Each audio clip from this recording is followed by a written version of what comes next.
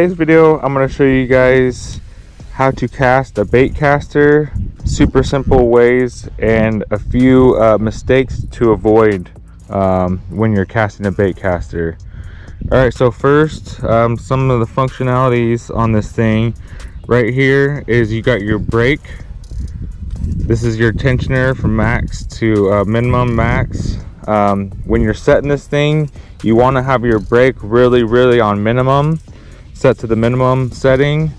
And then this knob right here, this little knob, that is your spool tensioner. So that you kind of want to have set pretty close to in the middle, to where your line's not dropping super fast, but also when it drops, you don't want it to keep spooling out like that. So you want to tighten it a little bit so it doesn't spool out right when it drops and hits the ground. And also you want to move it side to side, move your spool side to side with your thumb. And if you have any play in there, you definitely want to tighten it up. You're going to spool up every time if you got play in there. So you want to make sure that your spool tensioner is tight, not too loose to where it's wiggly, but not too tight to where your bait's not going to drop. And then this guy right here, right on the handle, that's your drag brake. So when the fish is pulling, if it's pulling too much, you tighten it. First thing when you're casting the bait caster out is you want to have about, I'd say 8 to 10, maybe 8 to 12 inches of line out right about here, and you want to try and stay consistent. And another key is when you're casting this thing, don't cast it really hard one time and then really soft another time. It's kind of more with these, you got to kind of be consistent with your casts, at least as the flow.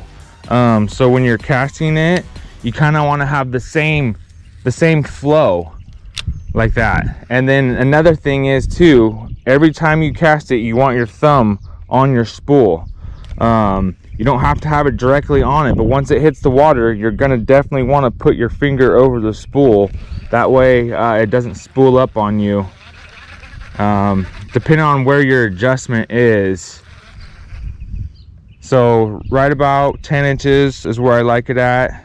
You're gonna click it down so your veil is open. Click it down, hold it. As you click it down, holding it with your thumb with one hand, and I'm just going back about the same kind of flow here, the same flow. And with these ones, guys, another mistake is you don't want to do it too much straight over your head, because when you go straight over your head like that, it's pretty much going to spool up on you every time.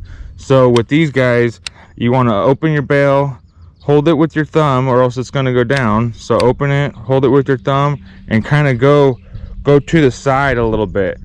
Not really overhead, but just side, and not all the way like sidearm, kind of like 45 degree, and just kind of fling it out there just like that. And make sure that your finger is on there. Another thing is to practice at home. You could just do this in your backyard so you're a little more familiar. Is you definitely want to have your adjustments set pretty close before you start casting, because if your adjustments are off before you start casting, well, you're just gonna spool up every time and get frustrated. This is your brake right here, and this is your spool tensioner. So you kind of want it neutral to start out with, about in the middle. And like I said, on your spool tensioner right here on this knob, you don't want any play in here, but you also want it to drop to the ground. It's kind of a fine line there. And also another secret is, guys, is spooling your line. When you spool up your line here, when you're relining your reel, make sure, if you're using braided like I got here, make sure that you do it really tight. Don't do it loosely. You don't want gaps in between right here on your line on your spool. because if you have gaps in there, then it's going to get all twisted up and it's going to spool up pretty much on you every time. So one thing with that is to when you're reeling it up, when you're lining it up, make sure you get it nice and tight. Hold some tension on there when you're reeling it in. That way you don't have too much of a gap in here.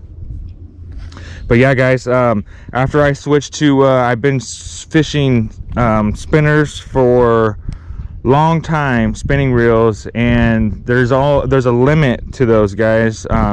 Once you start casting one of these bait casters, this is a little smaller one, you can go to bigger ones, and they are great. Once you get them dialed in and adjusted, man, you could cast it pretty much across the river.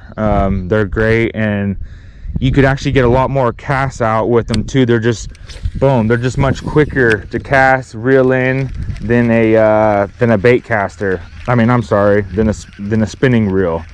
Bait casters are much more efficient, and they're lightweight, and they're just made for it more. I mean, you can do it all just literally one hand, boom, one-handed. So I would definitely recommend using a bait caster or practicing to use one, because they're much more efficient than the spinning reels, in my opinion. Thanks for watching, guys.